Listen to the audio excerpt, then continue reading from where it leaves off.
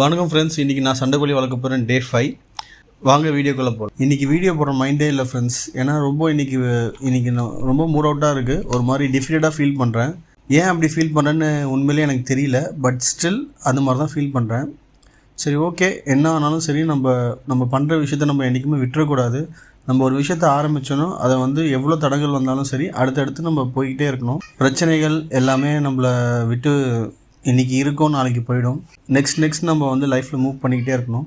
Okay, யார் support பண்ணாலும் யார் சப்போர்ட் பண்ணலாலும் நம்ம விஷயத்தை நம்ம தான் பண்ணிக்கணும். ஸ்டாப் பண்ணுறது ஈஸி தான், பட் கண்டினியூ பண்ணுறது தான் ரொம்ப கஷ்டம். இனியோ நம்ம கஷ்டத்தையே எடுத்துக்கலாம் இந்த வாட்டியும். வாங்க கண்டினியூ பண்ணலாம். சரி, ஓகே, இன்றைக்கி வீடியோவில் நம்ம என்ன பார்க்க போகிறோம்னா நேச்சுரல் ஆன்டிபயோட்டிக் கோழிங்களுக்கு எப்படி கொடுக்குறத பற்றி தாங்க பார்க்க போகிறோம். வரப்போகிறது மழை காலம். தொடர்ந்து மழை பெஞ்சிக்கிட்டே இருக்குது. அது மட்டும் இல்லாமல் இரவு டைமில் பார்த்திங்கன்னா குளிர்ச்சியான காற்று அடிச்சுக்கிட்டே இருக்குது.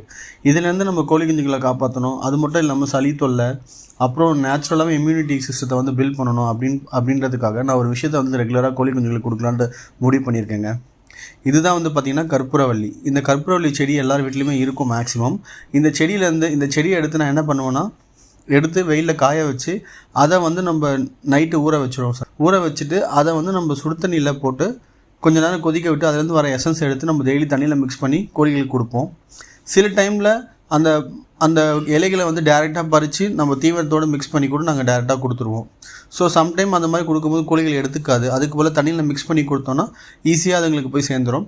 ஃபுல் எசன்ஸும் அதுங்களுக்கு போய் ரீச் ஆகும். ஸோ இது மாதிரி டெய்லி பேசிஸில் நம்ம கோழிகளுக்கு ஒரு நாள் கற்பூரவள்ளி, ஒரு நாள் ஜீரக தண்ணி, அது மாதிரி ஒரு நாள் மஞ்சள் கலந்த தண்ணி, அது மாதிரி நம்ம நேச்சுரல் ஆன்டிபயோட்டிக் ரெகுலராக கொடுக்க போகிறோம் இன்னிலேருந்து. இதுதான் இன்றைய வீடியோட அப்டேட். நான் நாட்டுக்கோழி வளர்க்க போகிறேன் டே 5. நம்ம சேனலை சப்ஸ்கிரைப் பண்ணாதவங்க சப்ஸ்கிரைப் பண்ணிக்கோங்க ஃப்ரெண்ட்ஸ். நம்ம அப்கமிங் வீடியோஸ்லாம் இன்னும் இன்ட்ரெஸ்டிங்காக இருக்கும். Take care friends, bye. மறக்காம சர்ப்ரைஸ் பண்ணுங்கள். தேங்க்யூ.